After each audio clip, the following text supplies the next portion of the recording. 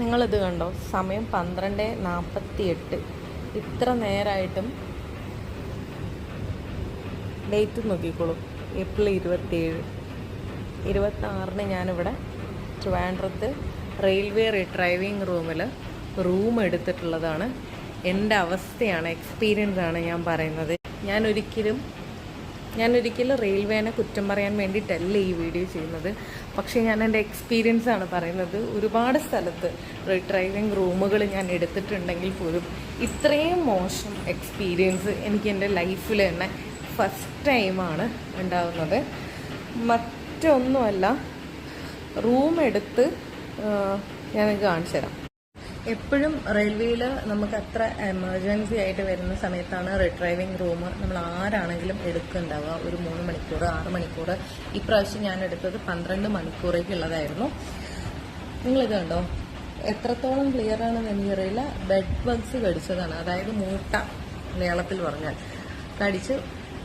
ഒരു ക്യാപിറ്റൽ സിറ്റിയാണ് ട്രിവാൻഡ്രം എന്ന് പറയുന്നത്. ക്യാപിറ്റൽ സിറ്റിയാണ് നമ്മുടെ. ആ ഒരു ക്യാപിറ്റൽ സിറ്റിയിൽ പോലും ഇത്രയും അൺഹൈജീനിക്കായി ഇത്രയും ഡേർട്ടായിട്ടുള്ള ഒരു റൂമാണ് നമുക്ക് തരുന്നത് എങ്കിൽ നമുക്ക് ആ ബെഡിൽ കിടക്കാൻ പറ്റുന്നില്ല എങ്കിൽ 1117 രൂപയാണ് ഞാനിതിനു വേണ്ടി പേ ചെയ്തിട്ടുള്ളത്. അതിൽ എനിക്കിതാ സമയം 12:50. എനിക്ക് നാളെ രാവിലെ ഷൂട്ടുണ്ട്. എനിക്ക് എൻ്റെ ഷൂട്ടിനും പോകാൻ പറ്റും. എത്രത്തോളം കംഫർട്ടായിട്ട് അതിന് ഷൂട്ടിൽ നിൽക്കാൻ പറ്റുമെന്ന് എനിക്കറിയുന്നില്ല. എനിക്ക് ഉറങ്ങാനും പറ്റുന്നില്ല. ഒരു 10 മണിക്കൂർ ജേർണി കഴിഞ്ഞിട്ട് ഞാൻ കോഴിക്കോട്.